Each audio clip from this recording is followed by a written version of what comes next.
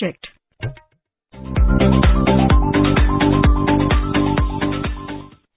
Namaskar. A warm welcome to World News, an Indian perspective on All India Radio. This is Abhineet Shukla and with me is Ramya, bringing glimpses of the major developments of the day from across the globe. Over the next half an hour, we shall bring you the latest from the world of politics, economy, sports, entertainment and more. The headlines. Celebrations and festivity across the globe to ring in the new year. Australia, New Zealand and Japan usher in the new year with fireworks. New Year celebrations in full swing across India. Tourists throng several hill stations to welcome 2023. North Korea launches missiles towards South Korea. Seoul terms it as a grave provocation to regional peace and stability. WHO says terms COVID-related regulations are valid and should be adhered to. Pope Benedict XVI passes away at his Vatican residence. Nepal set to inaugurate Pokhara International Airport to give boost to tourism.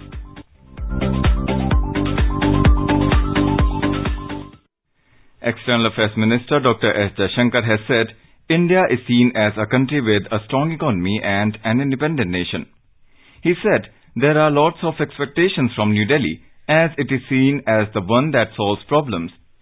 He said this during an interaction with the Indian community at Larnaca in Cyprus on Friday. Mr. Jaishankar said he believes in firmness in diplomacy and in foreign policy. Dr. Jaishankar said there is no compromise on the core issues. Referring indirectly to Pakistan, he said terrorism cannot be used as a tool to force India on the negotiating table. The minister said India wants good neighbourly relations with everybody, but good neighbourly relations do not mean excusing and looking away or rationalizing terrorism. We have been very clear that we will never allow terrorism to force us to the negotiating table. We want good neighbourly relations with everybody. But good neighbourly relations does not mean excusing or looking away or rationalizing terrorism. That we are very clear. On relations with China, the External Affairs Minister said they are not normal. He added that India will not agree to any attempt to change the line of actual control unilaterally. He said the country is facing challenges on its borders and these challenges have intensified during the COVID period. During the pandemic, we actually used this period to carry out very ambitious economic reforms. Some of these were in the making since 2014, but certainly the Make in India initiative and what we call Atmanirbhar Bharat, which is a sort of a self-reliance. So it's promoting greater capacities within India. These were taken by the government in a much more focused way. And our intention, our goal is clearly to make India a major manufacturing hub and to emerge as a 5 trillion economy by 2025. On the Indian diaspora, Dr. Jaishankar said, the Modi government has been very clear since the beginning that Indians abroad are a great source of strength to the motherland. He added that the obligation of India is really to take care of them to the best possible ability, especially in the most difficult situations. G20 and India in the year 2022. India taking over as the new president of G20 was one of the most anticipated events of the year. A strong, confident and resilient nation led by Prime Minister Narendra Modi was handed over the baton by the Indonesian President Joko Widodo at the 2022 summit in Bali. India pledged to strive work for a unified world with a better tomorrow. And hence the logo, Vasudhaiva Kutumbakam. G20 India 2023. One Earth, one family, one future. Vasudhaiva Kutumbakam. In the 96th episode of Mann Ki Baat on December 25th, Prime Minister Modi said that the various successes of 2022 have created a special place for India all over the world. In this year itself, India attained the status of the world's fifth largest economy and surpassed the record of 220 crore COVID vaccines. The Prime Minister said it was a matter of pride that India got the responsibility to chair the G20 group this year, and the people should take the enthusiasm of G20 to new heights in 2023 and make the event a mass movement. G20 India 2023. One Earth, one family, one future. Vasudhaiva Kutumbakam. India's G20 Sherpa Amitabh Kant outlined the priorities of India under its G20 presidency. He shared his views about India's presidency in an article titled The Path Ahead, India and G20. We are meeting at a point of time when the world is in the midst of a turmoil. Global growth has slowed down. Vast number of people going below poverty line because of COVID. Over 100 million people have lost their jobs. 70 countries have been impacted by global debt. There's a huge crisis of climate finance and climate action. The global supply chains are disrupted. In the midst of all this, India has taken over the G20 presidency.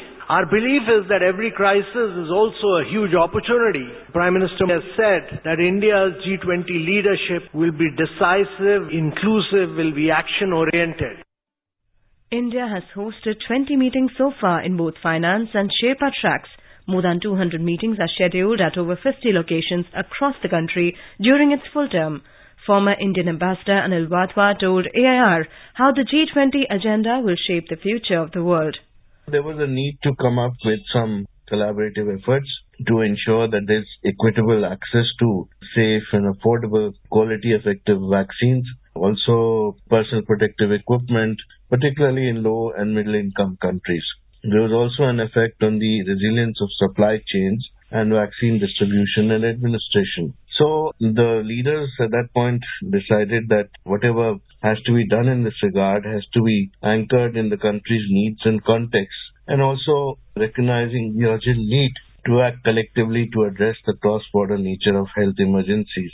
Therefore, the work of this G20 informal group of financial experts was in focus, and this task force was aimed at enhancing dialogue and also global cooperation on issues relating to the pandemic, promoting the exchange of experiences and best practices, and developing some coordination arrangements between finance and health ministries of countries. The meetings at different venues have been organized in such a way that it showcases India's rich cultural heritage and diversity. From Udaipur to Mumbai and Bengaluru, it has been a visual delight for the visitors. What you're seeing in Mumbai really is a manifestation of that desire, that when G20 delegates come from the most influential countries from around the world, they see a face of India, which is the new India, which is a vibrant, dynamic, and India which is ready to move forward. And I must give credit to the Maharashtra government and the Mumbai Municipal Corporation. They have really pulled out all the stops to make Mumbai a very welcoming and presentable destination. Iconic building of the Taj Mahal Hotel of Colaba, where that unfortunate 26/11 attacks took place. Is there symbolism in choosing this destination? Well, when we talk to all of our foreign friends, the issue of terrorism and the fact that Mumbai has been at the receiving end of international terrorism and cross-border terrorism, not only at 26/11 but even before that, the blasts on the trains and other parts of Mumbai, RBI and other places which were attacked, I think is something that is a telling story. We need to tell all of our international friends that terrorism has a extracted at price, and that the international community has to stand firm, and the G20 is considering in its agenda the issue of counterterrorism and the importance of the international community being united when it comes to fighting terrorism. Well, as you said, this is an iconic location. This is right on the westernmost tip of India. Mumbai is in many senses considered to be the gateway of India. It is the international face of India. So when delegates come here, this is where they see the intersection between India and the rest of the world. So as we engage the world, with greater and greater confidence today, I think it's important also to show them that this is where we start engaging the international community.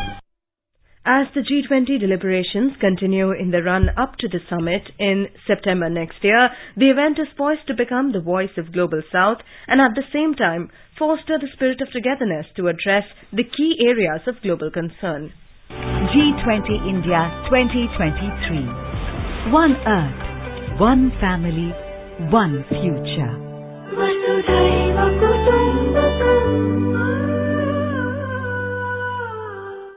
In today's Hotspot section, we bring you a news commentary on Is Pakistan Going Bust? Year-long political turmoil, worsening economic crisis and the return of terrorism.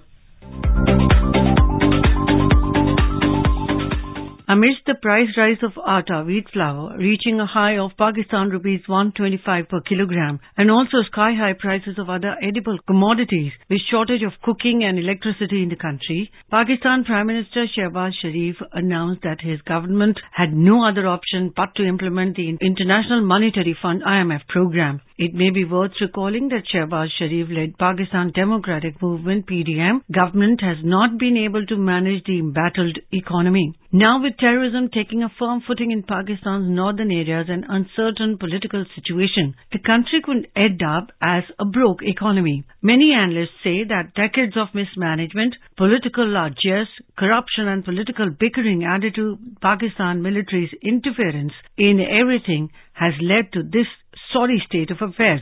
Pakistan has faced a year of political turmoil, worsening economic crises and return of terrorism. The perpetual state of confrontation among various political forces and the virtual collapse of state institutions have pushed the country close to anarchy. With the prospect of sovereign default staring Islamabad in the face, the outlook for the economy seems extremely grim. Pakistan faces daunting internal and external challenges ahead. Can Pakistan come out of these predicaments in the coming year? It's anybody's guess. It is a dismal scenario as Pakistan enters the new year. The Shehbaz Sharif-led Pakistan Democratic Movement (PDM) government's balance sheet has certainly not been encouraging. The fractious coalition does not seem to have the capability to take the country out of its difficulties. Its failure to take proper decisions has deepened the economic crisis. The internal discord has further undermined its ability to improve and course correct. Pakistan is now confronted with the spectre of an economic collapse. Islamabad is already in a default situation, with negotiations with the IMF on the bailout package on hold. Its foreign exchange reserves have fallen to less than $6 billion, thereby raising questions about the country's ability to meet its external debt servicing obligations. The foreign exchange reserve is sufficient only for a month's imports, according to the analysts. It is an extremely alarming situation with no sign of any fundamental change in the economic outlook. It is not just external debt, but also the ballooning internal debt that has brought the country close to bankruptcy. Pakistan is now among the most vulnerable states. Daronomics, coined on Pakistan Finance Minister Ishaq Dar's name, has increased Islamabad's economic woes. Inflation has hit a new high, and Pakistan's inability to open letters of credit has severely affected her industrial production. Many manufacturing units have closed down or are working partially. The situation has gone beyond the usual patchwork job that successive governments had been doing for so many years.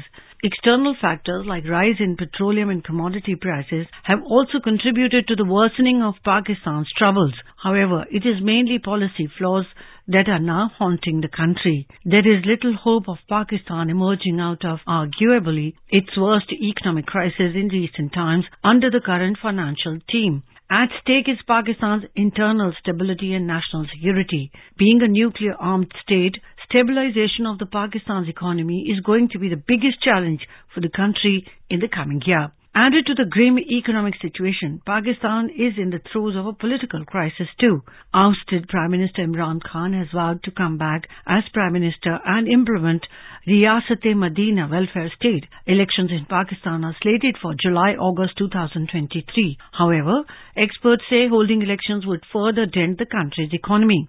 Global ratings agency S&P has already downgraded Pakistan's rating. An independent study shows that more than 77.6% of Pakistan population lives under $1 a day. The poverty rate in Pakistan has in fact gone up since 2017 when Imran Khan was in power. Imran couldn't fulfill his promise of building a Naya, that is new Pakistan, that he had promised the Pakistani people. Unless Pakistan's political leaders take corrective measures in all spheres, including a firm line on terrorism, Pakistan would continue to be in a quagmire.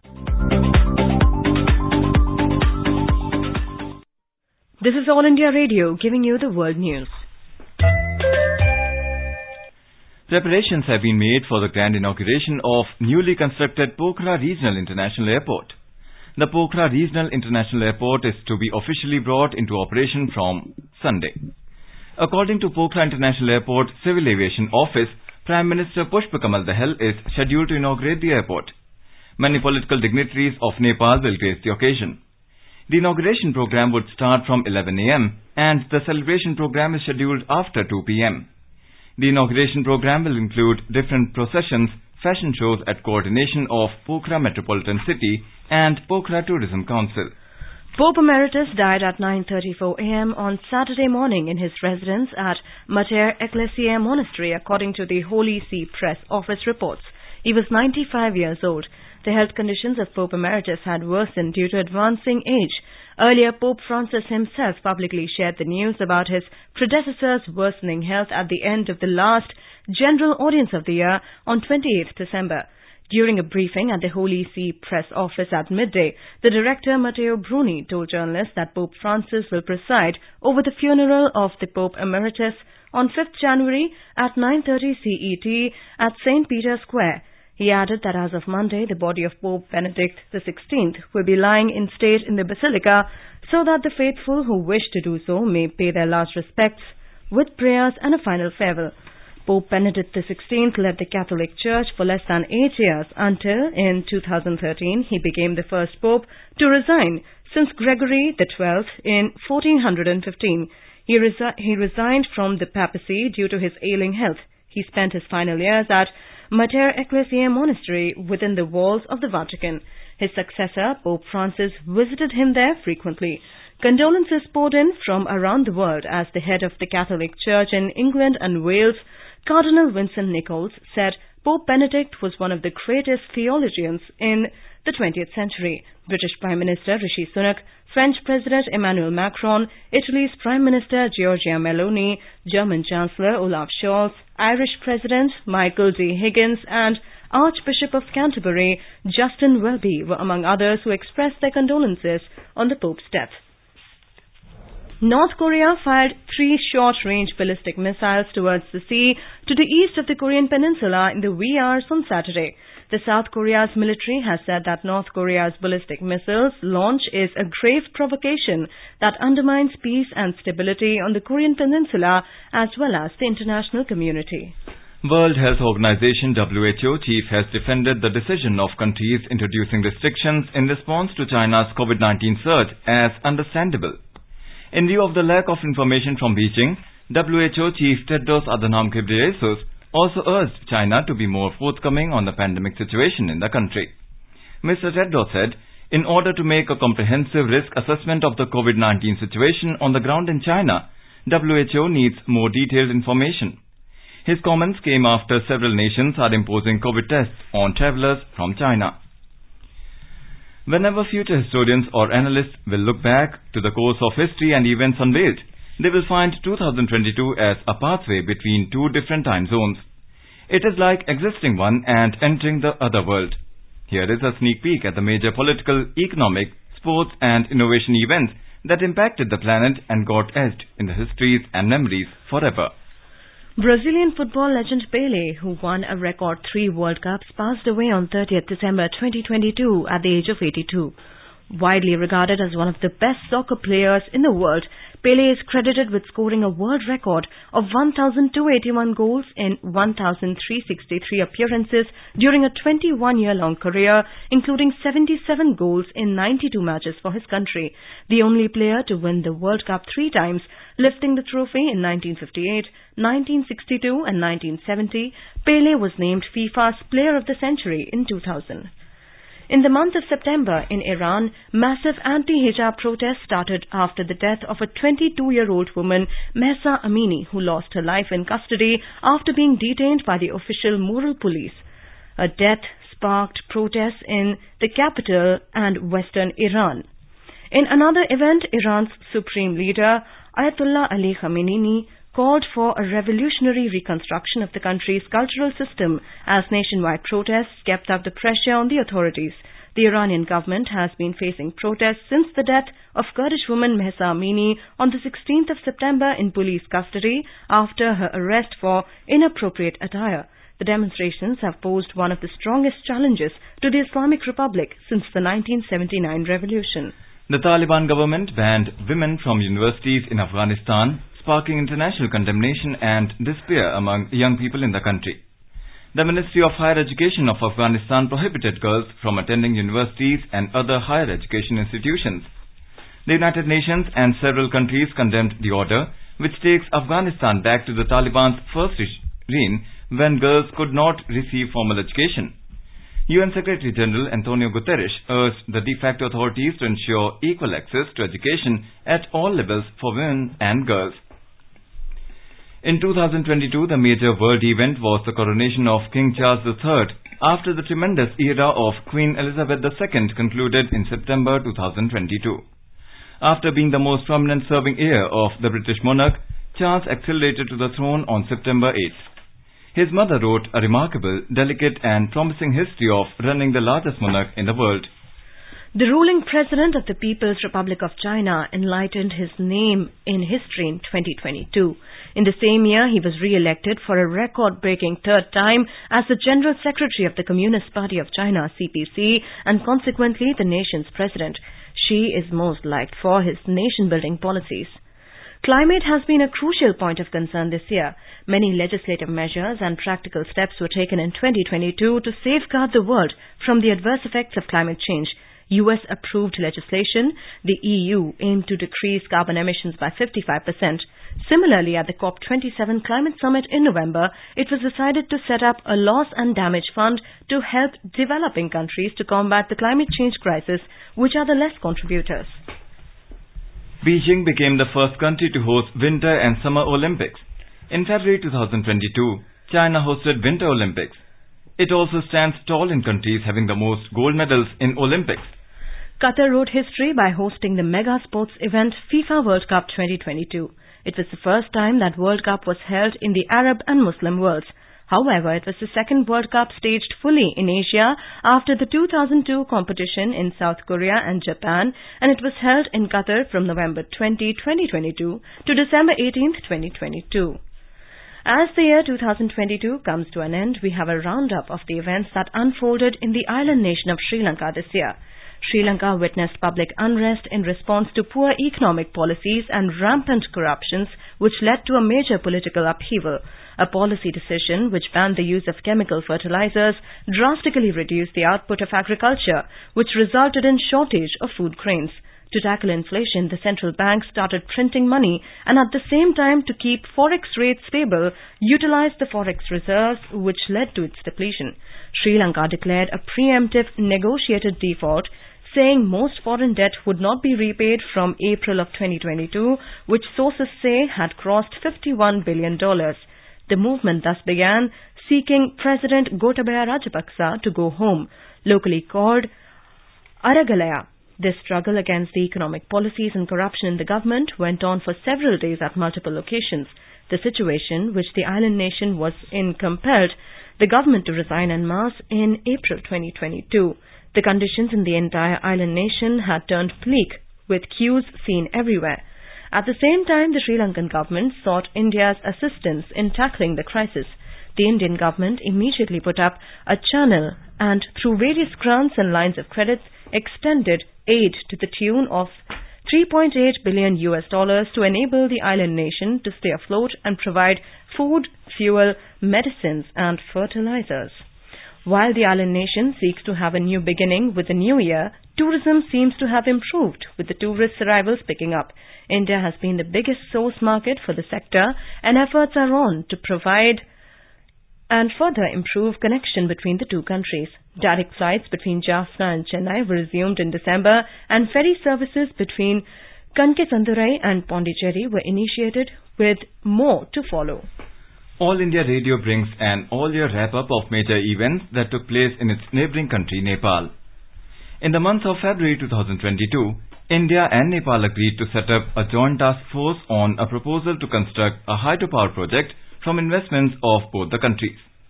Also in the same month, the Nepal Parliament approved the Millennium Challenge Corporation MCC Nepal Compact, a $500 million grant for electricity transmission and road development projects.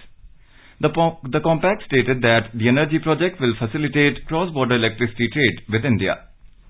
Prime Minister Narendra Modi and the then Nepal Prime Minister Sher Bahadur Deuba laid the foundation stone for the India International Centre for Buddhist Culture and Heritage in Lumbini, Nepal on May the 20th, 2022.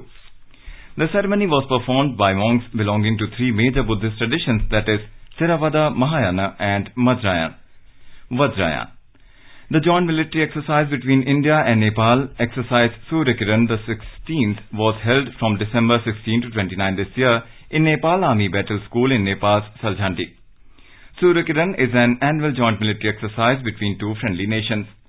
November 20th will be remembered as the Festival of Democracy in Nepal, when people exercise their vote to elect the 275 members of the House of Representatives. There were two ballots in the election, one to elect 165 members from single-member constituencies via first past the post, and the other to elect the remaining 110 members from a single nationwide constituency via party list proportional representation. The election was held alongside provincial elections for the 7 provincial assemblies.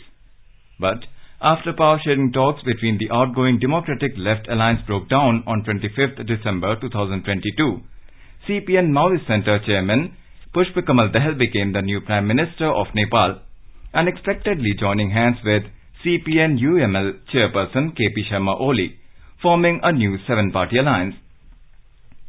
The 8-member cabinet took oath on 26th of December 2022. The National Congress emerged as the largest party in the general election of 2022. By the end of this year, Nepal sold surplus energy to India to earn more than 8 billion rupees. Nepal now exports 386 megawatt of power to India. As per the data released by the NEA in November, the power export to Nepal had exceeded 1 billion units. Principal Secretary to Prime Minister Dr. P.K. Mishra on Saturday reviewed COVID-19 situation in the country and compliance of previous directions to ensure preparedness and its effective management. He chaired a high-level meeting with senior government officials and experts in New Delhi. During the meeting, he was apprised of the evolving global scenario of the pandemic, with spikes in COVID cases in few countries, including China, Japan, South Korea, Singapore and Brazil. It was informed that as many as 1,716 international flights have been screened and over 5,000 samples collected for COVID-19 testing. Principal Secretary to Prime Minister was informed that guidelines for international arrivals has been revised on 29th of this month. As per the guidelines, all international arrivals from China, Singapore, Hong Kong, South Korea, Thailand and Japan will undergo mandatory pre-departure RT-PCR testing from Sunday. The status of COVID-19 vaccination was also reviewed during the meeting. More than 220 crore doses of COVID vaccine have been administered, out of which over 102 crore first dose and over 95 crore second dose have been given to eligible beneficiaries. Chinese President Xi Jinping today said that China is entering a new phase in COVID control, urging extra effort in a bid to counter the tough challenges in fighting the ongoing COVID-19 outbreak in the country ever since Beijing relaxed its stringent policy of lockdowns and mass testing, pivoting towards living with the virus. In his annual televised speech to mark the new year, Xi said China had adapted its COVID response to the evolving situation, his latest public comments on the surge of infections. Xi said we have now entered a new phase of COVID response where tough challenges remain. A quick look at the headlines once again. Celebrations and festivity across the globe to ring in the new year. Australia, New Zealand and Japan usher in the new year with fireworks. New Year celebrations in full swing across India. Tourists throng several hill stations to welcome 2023. North Korea launches missiles towards South Korea. Seoul terms it as a grave provocation to regional peace and stability. WHO says terms COVID-related regulations are valid and should be adhered to. Pope Benedict XVI passes away at his Vatican residence. And Nepal set to inaugurate Pokhara International Airport to give boost to tourism. And now, before we end, let us take a look at Mahatma Gandhi's favorite bhajan, Vaishnav Jan, by artists from Kenya.